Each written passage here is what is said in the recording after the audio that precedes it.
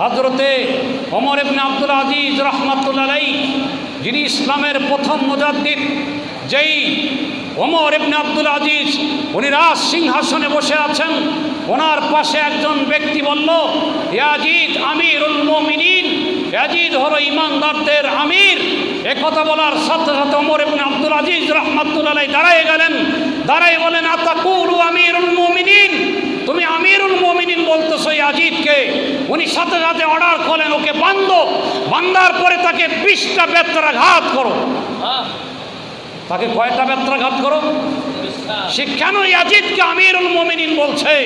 এই কারণে তাকে 20টা বেত্রাঘাত করো। হযরতে ওমর ইবনে আব্দুল আজিজ, সে কিন্তু ইয়াজিদের বংশের খলিফা, কিন্তু তিনি ইয়াজিদের বিরুদ্ধে ছিলেন। বলছেন ইয়াজিদ সে পাপিষ্ঠ ছিল, সে নামাজ ছেড়ে দিত। আর এই বাংলাদেশের একজন শায়েখ উনি বলতেছেন ইয়াজিদ 100 রাকাত নফল নামাজ পড়ত। হায় হায় হায়, ইয়াজিদ বলে 100 রাকাত নফল নামাজ পড়ত। আমি এখানে দলিল এনেছি, দেখেন। আন ইবনে আব্বাস রাদিয়াল্লাহু তাআলা আনহুমা ওয়া আনহু ফি হাদিসে আনিন নবী সাল্লাল্লাহু আলাইহি ওয়াসাল্লাম আন্নাহু ক্বাল, আল্লাহর রাসূল ইরশাদ করেছেন, লাউ আন্না রাজুলান দাফানা বাইনার রুকনি ওয়াল মাকাম, দুনিয়ার কোনো ব্যক্তি যদি মক্কা শরীফে যায়, মক্কা শরীফে যাওয়ার পর হজরে আসওয়াদ এবং মাকামে ইব্রাহিমের মাঝখানে সারা জীবন যদি নামাজ পড়ে এবং ওখানে যদি সারা জীবন রোজা রাখে, আর ওখানেই যদি মারা যায়, মারা যাওয়ার পরে যদি সে আল্লাহর সাথে দেখা করে, আর তার অন্তরের ভিতরে যদি ইমামে হাসান, ইমামে হুসাইন, ইমামে জৈনুল আবেদিন, ইমাম বাকের, হযরতে ফাতেমা, হযরতে আলী, আমার নবীর পরিবার পরিজনের কোনো এক সদস্যকে যদি ঘৃণা করে, তার অন্তরের ভিতর যদি সামান্যতম ঘৃণা থাকে, আমার নবী বলেন দাখালান নার, ওই ব্যক্তি জাহান্নামে চলে যাবে। জোরে সরে বলুন না নাউযুবিল্লাহ। বাংলাদেশের একজন পীর বলতেছে যে ইয়াজিদ, হযরতে ইয়াজিদ, কি হযরতে ইয়াজিদ 100 রাকাত নফল নামাজ পড়ত। আরে 100 রাকাত নামাজ দিয়ে কি হবে? মাকাম ইব্রাহিম আর হজরে আসওয়াদের মাঝখান, যেই জায়গাতে হযরতে জিবরাইল আমিন কাবাগরের মুসল্লা বানাইছেন, যেই জায়গাতে হযরতে ইব্রাহিম আলাইহিস সালাম নামাজ পড়েছেন, যেই জায়গার নিচে হলো জমজমের কুয়া, যেই জায়গাতে আমার নবী মেরাজের রাতে তার সিনা সাক হয়েছে, যেই জায়গাতে আমার নবী বুরাকে সওয়ার হয়েছেন, যেই জায়গাতে নামাজ পড়লে নিশ্চিত দোয়া কবুল হয়, যেই জায়গাতে বিশুদ্ধর দিবাগত রাত্রে ইমানদারের রুহু নাজিল হয়, জোরে বলুন সুবহানাল্লাহ। ওই জায়গাতে যদি সারা জীবন রোজা রাখে আর সারা জীবন নামাজ পড়ে, আর অন্তরের ভিতরে যদি ইমাম হোসাইনের ঘৃণা থাকে, আহলে বাইতে রাসূলের ঘৃণা থাকে, সে যাবে কোথায়? জোরে বলুন কোথায় যাবে? জাহান্নামে যাবে। আর এই পীর সাহেব বলতেছে হযরতে ইয়াজিদ ভালো ছিল, উনি হাফেজে কোরআন ছিলেন।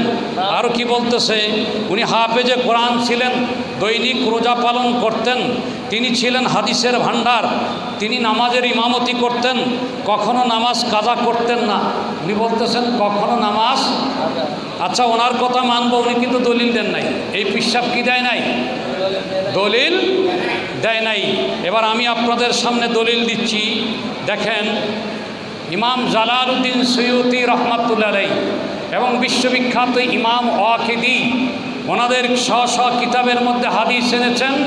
আব্দুল্লাহ ইবনে হানজালা আল গাসিল, যেই সাহাবী উহুদের ময়দানে নাপাক অবস্থায় শহীদ হয়েছিল, স্ত্রী সহবাসে লিপ্ত হওয়ার কারণে উনি গোসল ফরজ হয়েছিল, কিন্তু গোসল করার সময় পায় নাই, আমার নবীর ডাকে সাড়া দিয়েছিল। জোরে বলুন না সুবহানাল্লাহ।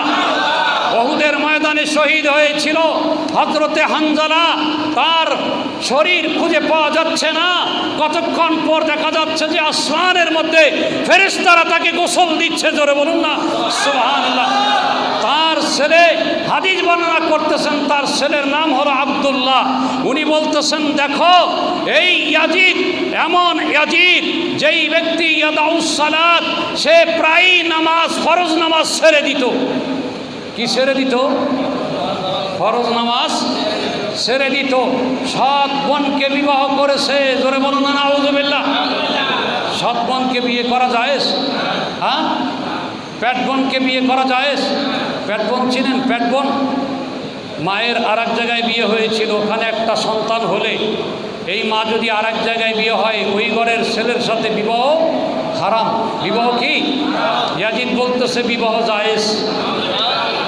ইয়াজিদ মদ খাওয়া হালাল ঘোষণা দিয়েছে। মদ খাওয়া কি হালাল ঘোষণা দিয়েছে। ওয়াশরাবুল খামরা, এতে স্পষ্ট রিওয়ায়াত আখরাজাল ওয়াকিদি মিন তরিকান আন্না আব্দুল্লাহ ইবনে হানজালাতুল গাসিল ক্বালা ওয়াল্লাহি, আল্লাহর কসম খেয়ে বলছি, হযরত আব্দুল্লাহ ইবনে হানজালা আল্লাহর কসম খেয়ে বলছেন যে শুনো শুনো, মা খারাজনা আলা ইয়াজিদ হাত্তা খিবনা নুরমা বিল হিজারা, যে যেদিন ইমাম হোসাইনের মাথা মোবারক ইয়াজিদের সামনে আনা হলো, সেই দিন আমি সেখানে ছিলাম। আমরা যারা ইমাম হুসাইনের ভক্ত ছিলাম, আমরা তাড়াতাড়ি বের হয়ে গেলাম এই ভয়েতে যে এখনই মনে হয় আসমান থেকে আল্লাহর আযাবের পাথর নাজিল হবে। এজন্য আমরা তাড়াতাড়ি বের হয়ে গেলাম। কারণ আন-নূর মাবিল হেজারাতি মিনাস সামায়ে, আসমান থেকে পাথর নিক্ষেপ হবে, এই ভয়তে আমরা তাড়াতাড়ি বের হয়ে গেলাম। ইয়াজিদের সামনে ইমাম হোসাইনের মাথা মোবারক, আর ইয়াজিদ মিটমিট করে হাসতেছে, মিটমিট করে। হাতে একটা লাঠি ছিল, সেই লাঠি দিয়ে ইমাম হোসাইনের ঠোঁটের উপরে আঘাত দিতেছে। আর তাকে এই বাংলাদেশের পীর, কোটি কোটি মুরিদ আমাদের আগ্রাবাদে হালকায় জিকির করে, ঠিক কিনা? হ্যাঁ, উনি বলতেছেন যে উনি হযরতে ইয়াজিদ 100 রাকাত নফল নামাজ পড়তেন। হাদিসের ভান্ডার বলে, নাউযুবিল্লাহ বলেন না? হায় হায় হায়। বলতেছে রজুলুন আন্নাহু রজুলুন ইউনকি উম্মাহাতাল আওলাদ ওয়াল বানাত আল আখাওয়াত ওয়া ইয়াশরাবুল খামরা ওয়া ইয়াদাউস সালাত, সে নামাজ ছেড়ে দিত। আর উনি বলতেছে উনি 100 রাকাত নফল নামাজ পড়তেন। আমি তো দলিল দিলাম যেই সাহাবীর সন্তান, তিনি আল্লাহর নামে কসম খেয়ে বলতেছেন। হযরতে হাজিরিন, এই ওমর ইবনে আব্দুল আজিজ রাহমাতুল্লাহি আলাইহি মসজিদে নামাজ পড়াতেন। মসজিদে কি? যিনি ইয়াজিদের ভক্তকে 20টা দৌড়া মারছিলেন। কয়টা? আজকে যদি ওমর ইবনে আব্দুল আজিজ থাকতেন, ওই পিসাবরে ধরে আনি কি করতেন? হ্যাঁ, 100 দৌড়া মারতেন। ইয়াজিদ ইমাম হোসাইনের দুশ্মনী তার অন্তরের ভিতর ছিল না? ছিল। যদি না থাকতো, আপনাদের কাছে বিচার দিলাম, বলেন আমাদের কাউন্সিলর সাহেব, উনি ওনার অফিসে বসে আছেন, একজন আসামি হাজির, খুন করে এসেছে, আসামি হাজির, সবাই ধরে আসছেন, উনি এটা বিচারের আওতায় আনবেন না আনবেন? উনি মামলা করবেন না করবেন? বিচার করবেন না করবেন? যেখানে সীমার ইমাম হোসাইনের মাথা মোবারক নিয়ে হাজির, আসামি সামনে হাজির, তারপর তার উপর তার বিচার করে নাই। কি করে নাই?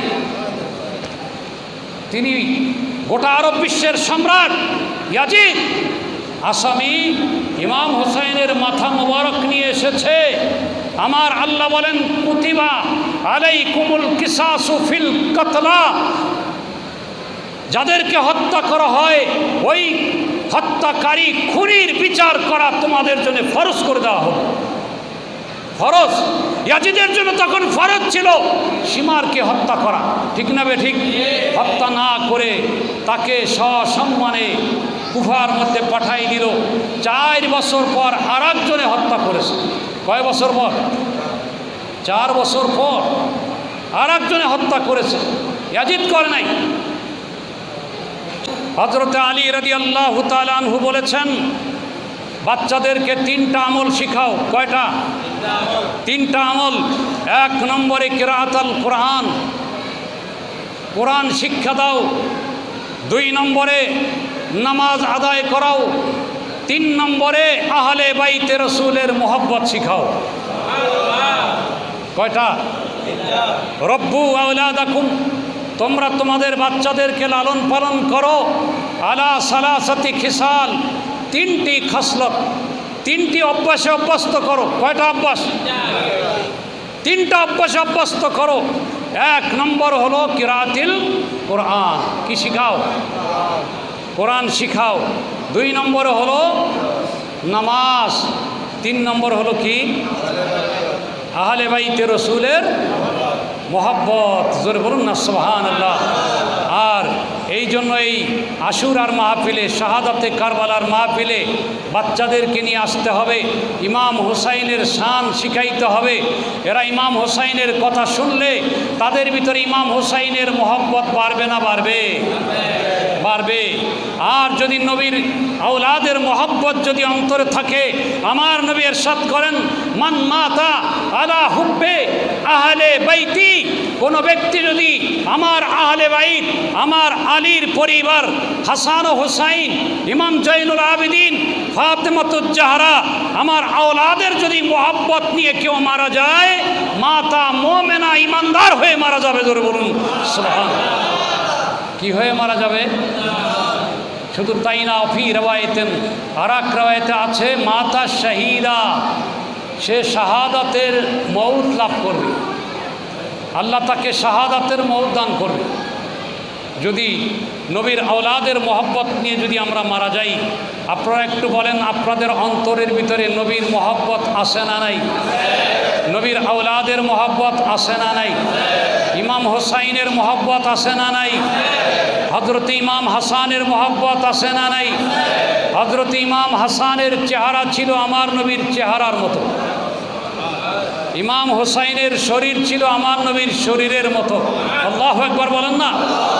2 জন যখন পাশাপাশি দাঁড়াইতো, সাহাবায়ে কেরাম তাকায় তাকায় আমার নবীকে দেখতেন। জোরে বলুন না সুবহানাল্লাহ। আমার নবী সেজদা দিচ্ছেন, ইমাম হুসাইন আমার নবীর কাঁধের উপরে উঠে বসে গেছেন। আমার নবী মাথা জাগাবার চেষ্টা করতেছেন। আল্লাহর পক্ষ থেকে অর্ডার আসলো, আতিল সিজদাকা ইয়া রাসূলুল্লাহ, ইয়া রাসূলুল্লাহ, ইয়া হাবিবাল্লাহ, আপনার সিজদা লম্বা করেন, লম্বা করেন। আমার নবী সেই দিন 70 বার তাসবিহ পড়েছিল। জোরে বলুন সুবহানাল্লাহ। যাতে ইমাম হুসাইন, আমার নবী যদি উঠে যায়, ইমাম হুসাইন পড়ে গিয়ে ব্যথা পাবে। এই কারণে আমার নবী সেজদার ভিতরে 70 বার তাসবিহ পড়েছিলেন। কয়বার? কেন? ইমাম হুসাইন, সেই ইমাম হুসাইনকে কষ্ট দিয়ে শহীদ করেছিল এই ইয়াজিদের দোসরেরা। ঠিক না বে ঠিক? আল্লাহ আল্লাহ, তাদের প্রশংসা যারা গায়, তাদের পক্ষে এই মুহররম মাস এসেছে ইমাম হুসাইনের প্রশংসা করার জন্য। ঠিক না বে ঠিক? ও পীর, তুমি কেমন পীর? এই মাসে তুমি ইয়াজিদের প্রশংসা করতেছো? হ্যাঁ, এই মাসে প্রশংসা হবে কার? হ্যাঁ, আল্লাহ আল্লাহ। আর উনি প্রশংসা করছে কিসের? ইয়াজিদের। তাহলে বোঝা গেল ওনারা কোন পন্থী? ইয়াজিদ পন্থী। আর আমরা? জোরে বলুন, আমরা কি? আমার ভাইয়েরা, ইমাম হুসাইনকে শহীদ করার পরে এই ইয়াজিদ ক্ষান্ত হয় নাই। এই ইয়াজিদ এইবার মদিনা শরীফে হামলা করার জন্য সৈন্যবাহিনী পাঠাইল। বিখ্যাত একটা বাহিনী, বড় শয়তান মুসলিম ইবনে আকবর নেতৃত্বে ইয়াজিদ মদিনা আক্রমণ করলো। মদিনার মধ্যে 30 জন সাহাবীকে শহীদ করলো, 10,000 মদিনাবাসীকে হত্যা করলো। জোরে বলুন না নাউযুবিল্লাহ। কয় হাজার? 10,000 মদিনাবাসীকে হাররার যুদ্ধের মধ্যে শহীদ করলো। শুধু তাই নাই, শত শত মদিনাবাসী নারীদের সাথে ধর্ষণ বেবিচারী করেছিল। জোরে বলুন না নাউযুবিল্লাহ। কারা? এই ইয়াজিদের বাহিনী। কারা? ইয়াজিদ ঘোষণা করে দিল তোমাদের জন্য মদিনা হালাল করে দিলাম। নাউযুবিল্লাহ। এই ইয়াজিদের বাহিনীরা মদিনা আক্রমণ করে 3 দিন পর্যন্ত মসজিদে নববীতে আজান হয় নাই, নামাজ হয় নাই। কয়দিন? এই জন্য ইমাম আহমদ ইবনে হাম্বল, হাম্বলি মাযহাবের ইমাম আহমদ ইবনে হাম্বল রহমাতুল্লাহ আলাইহি, উনি ইয়াজিদকে লানাতুল্লাহ আলাইহি বলতেন। কি বলতেন? তার উপরে লানত হোক। তো ওনার ছেলের নাম হলো আবদুল্লাহ। আহমদ ইবনে হাম্বলের ছেলের নাম কি? আবদুল্লাহ। ওনার বাবাকে জিজ্ঞাসা করতেছেন, বাবা আপনি লানাতুল্লাহ আলাইহি কেন বলেন? লানাতুল্লাহ আলাইহি কেন বলেন? আপনি কোন দলিলের ভিত্তিতে বলছেন? কয় তুমি কি কোরআন পড়ো নাই? যে হ্যাঁ কোরআন তো পড়ছি, কোরআনের কোথাও তো দলিল পাইলাম না। দলিল পাও নাই? কি বলো তুমি দলিল পাও নাই? আল্লাহ আল্লাহ আল্লাহ রাব্বুল আলামিন বলেছেন, ওয়াল্লাযীনা ইউযুনা রাসূলাল্লাহি লাহুম আযাবুন আলীম। যারা আল্লাহর রসুলকে কষ্ট দেয়, যারা আল্লাহর রসুলকে কষ্ট দেয়, সূরা তাওবার 61 নম্বর আয়াত। যারা আল্লাহর রসুলকে কষ্ট দেয় তাদের জন্য রয়েছে যন্ত্রণাদায়ক শাস্তি। যন্ত্রণাদায়ক শাস্তি। আমার নবী বলেন, মান আজা হুসাইনান, যারা হুসাইনকে কষ্ট দেয়, ফাকাদ আজানি, সেজন্য আমি নবীকে কষ্ট দিল। জোরে বলুন না নাউযুবিল্লাহ। হুসাইনকে কষ্ট দিলে কাকে কষ্ট দেওয়া হবে? আমাকে কষ্ট দেওয়া হবে। অতএব নবীকে কষ্ট দিলে আল্লাহ ঘোষণা করেছেন লাহুম আযাবুন আলীম, তাদের জন্য কি রয়েছে? প্রচণ্ড শাস্তি, যন্ত্রণাদায়ক শাস্তি। যেই শাস্তির মধ্যে যন্ত্রণা আছে। আযাবুন আযীম একটা, আর একটা হলো আযাবুন আলীম। সবচেয়ে মারাত্মক আযাব হলো আযাবুন আলীম। আযাবুন আযীম থেকে আযাবুন আলীম ভয়াবহ। এটা হবে জাহান্নামের সবার নিচে। তো আল্লাহ বলছেন, আমার রসুলকে যদি কেউ কষ্ট দেয় তার জন্য রয়েছে আযাবুন আলীম। ইমাম হুসাইনকে কষ্ট দেওয়ার কারণে আমার নবী কি পেয়েছেন? পান্নাই? বলেন পান্নাই? পাইছেন কিনা? যেদিন ইমাম হুসাইন এই জুমাবার আশুরার দিন যেদিন শাহাদাত বরণ করেন, হযরতে উম্মে সালমা রাদিয়াল্লাহু তাআলা আনহা, আমার নবীর বিবি, আমার নবীর বিবিকে আমার নবী বলে গেছিলেন, ও উম্মে সালমা, আমি তোমাকে একটা দায়িত্ব দিয়ে যাচ্ছি। আমার ইন্তেকালের পরে তুমি আমার ফাতেমাকে দেখাশোনা করিও। ও উম্মে সালমা, আমার হাসান ও হোসাইনের দিকে একটু খেয়াল রাখিও। আর একটা বোতল দিলেন, এই বোতলের মধ্যে কিছু মাটি দিলেন। মাটি দিয়ে বললেন, উম্মে সালমা, এই মাটিটা তুমি সংরক্ষণ করে রেখেও। খবরদার খবরদার, প্রতিদিন তুমি একবার করে দেখিও। যেদিন দেখবা এই বোতলের মাটি লাল হয়ে গেছে, সেই দিন অবশ্যই মনে করবে আমার দুশমনেরা আমার হোসাইনকে শহীদ করে ফেলছে। জোরে বলুন না নাউযুবিল্লাহ। হযরতে উম্মে সালমা রাদিয়াল্লাহু তাআলা আনহা এই আশুরার দিন জোহরের নামাজের পরে উনি ঘুম যাচ্ছেন। ঘুমের ভিতরে দেখতেছেন আমার নবীর দাড়ি মোবারকে বালু, আমার নবীর চেহারা মোবারকে বালু মিশ্রিত, মাটি মিশ্রিত, হুজুরের চুল মোবারক বালু মিশ্রিত। তখন উম্মে সালমা খাবের মধ্যে জিজ্ঞাসা করতেছেন, ইয়া রাসূলুল্লাহ, ইয়া হাবিবাল্লাহ, মাগবাররাকা ইয়া রাসূলুল্লাহ, হুজুর আপনার শরীরের মধ্যে ধুলাবালু লাগার কারণ কি? তখন আমার নবী বলেন, ইন্নী শাহিদতু কতলা হুসাইনা আনেফা। ও উম্মে সালমা রে, একটু আগে আমি কারবালার জমিনে ছিলাম। কারবালার জমিনে ইমাম হোসাইন আমার নাতিকে কিভাবে হত্যা করা হচ্ছে ওটা আমি দেখেছিলাম। ওই কারবালার মাটি আমার গায়ের মধ্যে লেগেছে। আমার নবী চোখের পানি ফেলে ফেলে নিজের বিবি উম্মে সালমাকে খাবের মধ্যে বলতেছেন, চিৎকার করে বলুন না সুবহানাল্লাহ। এই হাদিসটা দিয়ে দুইটা জিনিস প্রমাণিত। এক নম্বর, আমার নবী কারবালার জমিনে গেছেন, আমার নবী রওজা পাক থেকে যাইতে পারেন, ধরে বলুন না সুবহানাল্লাহ। এটা বাইহাকি শরীফের হাদিস, সহিহ হাদিস। কি হাদিস? আমার নবী ইন্তেকালের পরে কারবালার জমিনে গেছেন, তার মানে নবী সশরীরে যাইতে পারেন, ধরে বলুন না সুবহানাল্লাহ। দুই নম্বর হলো, আমার নবী ইমাম হোসাইনের শাহাদাতের কারণে কষ্ট পাইছেন। কি পাইছেন? পান নাই?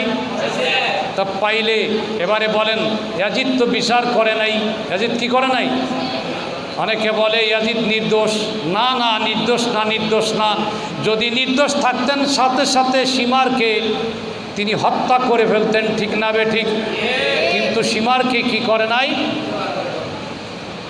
আসামি হাজির, তারপরও ধরে নাই। এটা কেমন বিচার? হ্যাঁ,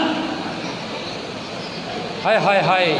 সুতরাং এই ইয়াজিদের পক্ষে যারা কথা বলে এদেরকে চিনতে হবে, ঠিক না বে ঠিক? কার পক্ষে? যাই হোক আমার ভাইয়ের, আমি বলতেছিলাম হযরতে আলী রাদিয়াল্লাহু তাআলা বলছেন বাচ্চাদেরকে কয়টা আমল শিখাতে হবে? কয়টা? জোরে বলুন। কয়টা? এক নম্বর বলেন,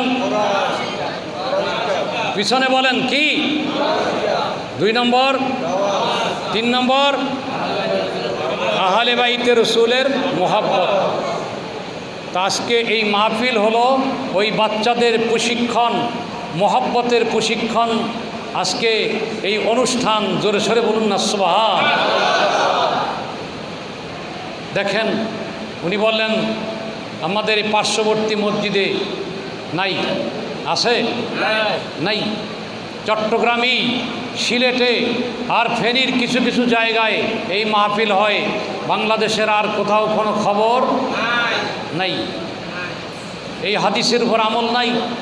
হযরত সাইয়্যিদুনা আলী রাদিয়াল্লাহু তাআলা আনহুর যেই নির্দেশনা, কোরআন শিক্ষা, নামাজ শিক্ষা এবং আহলে বাইতে রাসূল, আওলাদে রাসূলের মোহাব্বতের শিক্ষা দেওয়া, এই তিনটা দায়িত্ব, এই সাথে সাথে 10টার সাথে এই তিনটা দায়িত্ব আমরা যেন পালন করতে পারি। আল্লাহ আজকের এই মাহফিলকে কবুল করুক, সবাই বলুন আমিন। আখির দাওয়ানা আনিল হামদুলিল্লাহি রাব্বিল আলামিন। আসসালামু আলাইকুম ওয়া রাহমাতুল্লাহি ওয়া বারাকাতুহু।